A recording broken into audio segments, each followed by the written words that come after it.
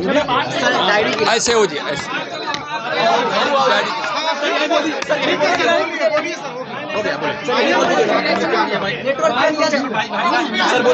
भारत के चुनाव आयोग को बहुत बहुत आभार और धन्यवाद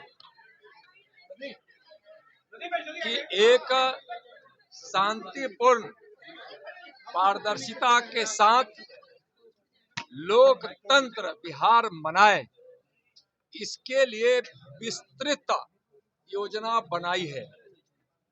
और बिहार लोकतंत्र की जननी भी है। लोकतंत्र की जननी वैशाली इसी बिहार की पावन भूमि में है। और जो 2 तारीखें तय की गई है वह बिहार के चुनाव के लिए बहुत ही अनुकूल है। और यहाँ बिहार के लोग राजनीतिक सोच के लिए पूरे देश में जाने जाते हैं। और मैं स्पष्ट रूप से कहना चाह रहा हूं कि जो चुनाव आयोग ने व्यवस्था बनाई है और 1990 से 2005 तक जो जंगल राज में बूथ लूट लिए जाते थे, मतदाताओं को धमकाया जाता था, रोका जाता था, वह अब बिहार में नहीं हो पाएगा। वैसे भी जब से 2005 से एनडीए की सरकार बनी है, उस समय से चुनाव आयोग को सहयोग कर इस व्यवस्था में सफलता प्राप्त करने का अच्छा प्रयास किया है।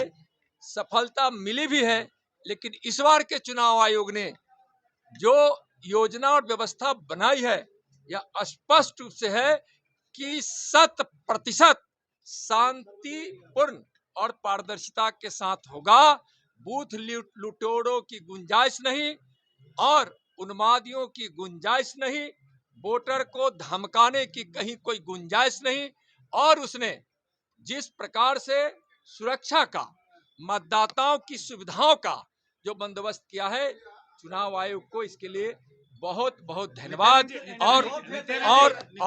और जो 6 नवंबर और 11 नवंबर की तारीख चुनाव आयोग तय कर दी है, तो बिहार के लोगों ने भी 6 नवंबर और 5 नवंबर को यहाँ विपक्षी, परिवारवादी, भ्रष्टाचारी, जंगल राज के साथ उनके गठबंधन के लोगों यानी विपक्ष की पार्टियों का उस दिन सफाया की तिथि भी बिहार के लोगों ने तय कर दिया। जी, आप लोगों ने एक फेज की मांग की थी, भाजपा ने मांग की थी कि एक फेज में चुनाव हो। ऐसा नहीं है, ऐसा नहीं है, ऐसा नहीं है।